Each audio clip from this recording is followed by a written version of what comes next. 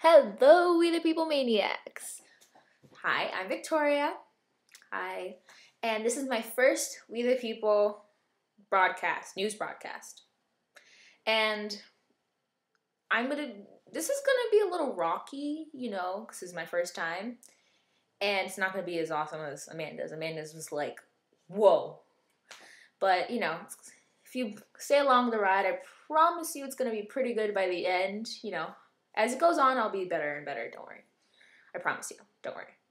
So, the two topics I'm going to be talking about are, can a teacher tell a student to leave the classroom for wearing a Mitt Romney t-shirt, which was brought up by Jacob, and you guys have been really, really good about expressing your opinions on that one. And then the next one that I brought up was about a teen being charged for a car crash. So, those are two really good topics. The one that I brought up was relatively new, so only Jacob replied to it. Go, Jacob. And so I hope to see more replies to that one, but that's okay if you guys don't want to reply. It's fine, I totally understand.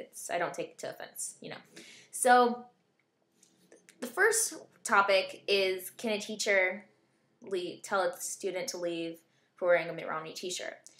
And so what I found in the article was that a high school girl, she went to school, she's in 10th grade, and she came in with a Mitt Romney / Ryan t-shirt.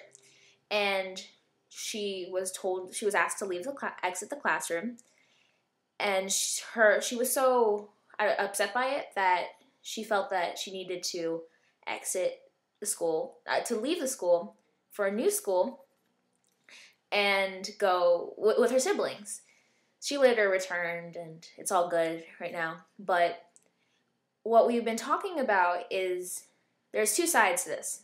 Some people think that this is totally unconstitutional and that we have the right to express whatever we want, including wearing our politics. And that this is kind of like religion, that sorry, that's the other side, sorry. And then the other side is that this is, if you can't, like Chrissy said, if you can't express your religion, then you shouldn't be able to express politics. And that this girl was overreacting by leaving the school. So the first side, which is supporting it, is saying that, of course, like I said, is unconstitutional. And I agree with that this shirt, if, like John Locke said, we have basic rights, and one of them is liberty. The liberty to express ourselves. I'm putting this in like little, filling it in the blanks. Liberty. So that can be something that we take liberty for. And for wearing your own shirt, whatever you want, that should be something that you can express, and that the government or / schools cannot take away from you. I'd understand if it was a school that has a uniform, because you wear the uniform, or maybe there's a designated day that you can wear whatever you want. But in this case, it was a public school, and she was able to wear whatever she wanted. And this wasn't disrupting any education, and that it's kind of like the bumper stickers on cars. If we can say whatever we want on those bumper stickers, and I'm going to tell you right now that a lot of people are very, very, very expressive in what they say in there, maybe too expressive, and they will sometimes say things that can offend somebody. And maybe somebody could have offended somebody, but I don't see that they said anything that offended. It was just politics. Maybe somebody can feel really strong about it. So, on the other hand, like people like Chrissy and Gabby were saying, they were saying that this could be taken as like somebody who could be really, really upset by it, and that it was silly for her to overreact. Maybe this was something that was very close to her. Maybe her family is very into politics. You can't judge somebody just because they wear a shirt. And I don't think it was right for the school to go, oh, please step out of the classroom.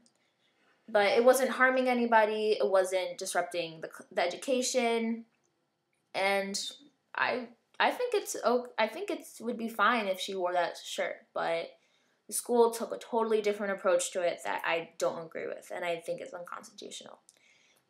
Then there was the other topic on a teen charged with car crash car accident, car crash. Yeah, I should know this. It's my own topic. Good job, Victoria.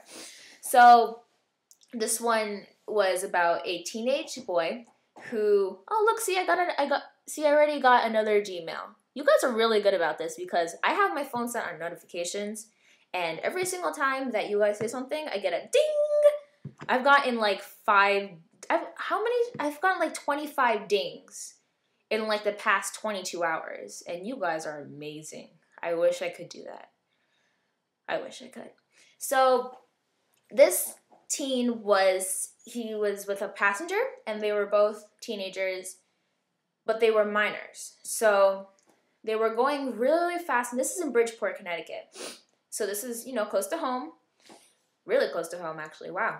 And he was driving, and he was going over 50 miles an hour. And he was going down a road, and his car collided into a 56-year-old woman's car. The impact was there was enough impact to eject her from her seat, and a few months later she passed away because she had very serious injuries, and she couldn't go on life support anymore.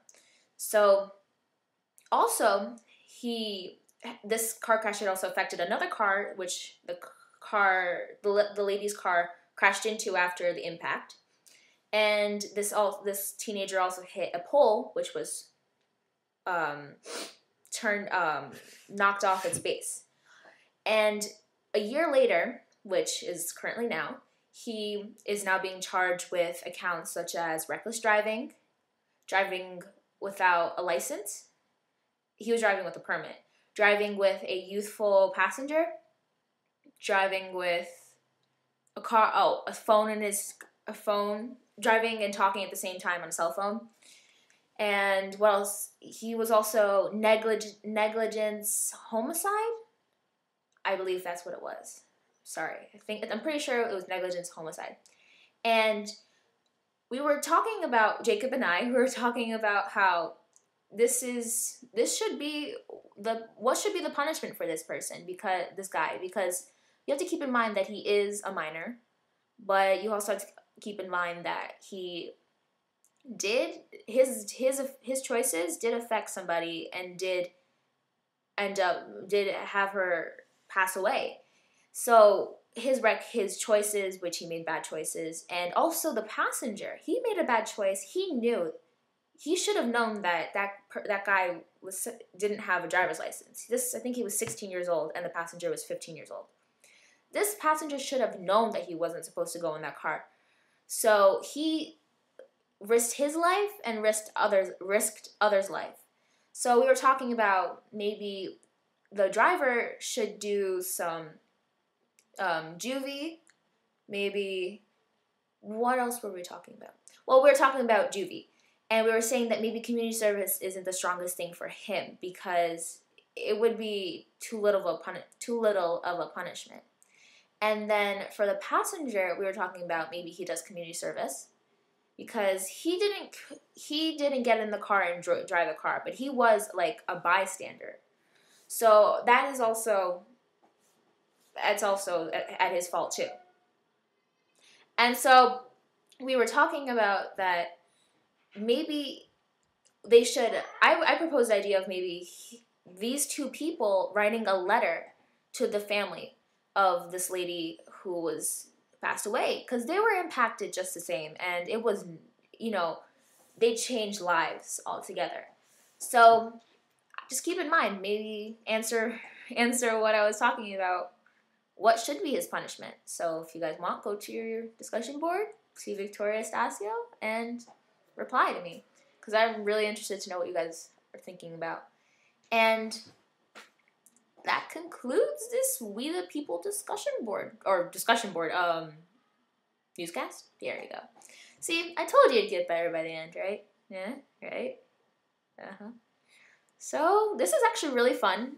I encourage you guys to join us. Amanda's Thursdays and I'm Fridays. It's really fun to talk to the computer. I never thought I'd say that, but talking to that green button over there is actually really fun, and I like it. But it is, I find you have to get used to it. It's not something that, well, some people have the natural ability, but I don't have the natural ability. Well, at least I don't think so, but if I do, thanks.